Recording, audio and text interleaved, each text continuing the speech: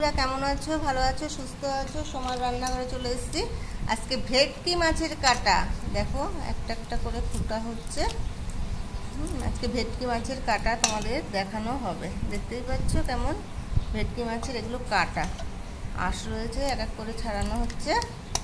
গোটা আলু নিয়েছি প্রথম, আর নিয়েছি গোটা গোটা পেঁয়াজ। আমি তেলটা বসিয়ে দিয়েছি আগে থেকে, মাছটা আগে ভাজলাম না কেন, এখনো ফোটা হচ্ছে। লাল লাল করে লবণ দিয়ে আলুটা আগে ভেজে নেব।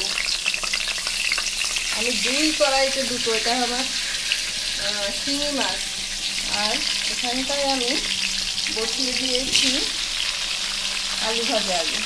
এই মাছে এখন হলুদ আর লবণ দিয়ে মাখানো হবে। সেই কাটা মেয়ে বলছে মা গলায় ফুটবে না? না না, গলায় ফুটবে, ফাটাফাটি খাওয়া, খাঁটি মাংস তেল হয়ে যায়। লাল লাল করে আমার ভাজা হয়ে গেছে আলু। এবার আমি পেঁয়াজটা আবার ভাজবো। এগুলো সব তোলা হয়ে গেছে, এবার আমি নামানোর পর এবার আমি সেই কাটা আমি ভাজছি। আগে আলুটা ভেজে নিয়েছি কেন, সেই সময় এটা হয়নি তাই। চলো এবার কী কী দেওয়া যায় সেই মশলাটা করি। ভাজা হতে লাগুক।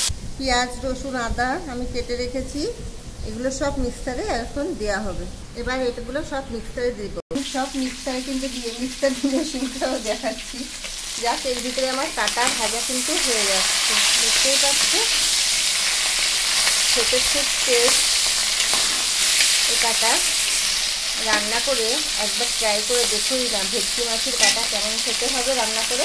এদিকে আমার কাঁচকলা দিয়ে শিঙি মাছটাও হয়ে গেছে, এটা তোমাদের দেখাইনি। আমার শরীর ভালো না বলে তাই খাই। পুরো কড়মড়ে করে ভেজেছি, এবার নামিয়ে ফেলবো। সেই মাছের কাটা নামিয়ে ফেলেছি। এবার চলো আমি আলুটা দিয়ে দিয়েছি। এবার সেই চাক করে আমি টমেটো আগে দিয়ে একটু কষা, সেই পেঁয়াজ, রসুন, আদা বাটা আগে ছেড়ে দিলাম। এবার আমি দই ছেড়ে দিলাম, টক দই। এবার আবার কষাবো। জিরের গুঁড়ো, ধনের গুঁড়ো, লঙ্কার গুঁড়োর মধ্যে আমি একটু জল মিক্সড করে দিলাম। আমার সেই পেঁয়াজ রসুনের গন্ধটা বেরিয়ে গেছে, টমেটো টক দই সরিয়ে দিয়ে এবার আমি সেই মশলা এটা আমি ছেড়ে দিলাম। একটু আমি এখন সরষের তেল দেবো, ভিতরে কষাবো।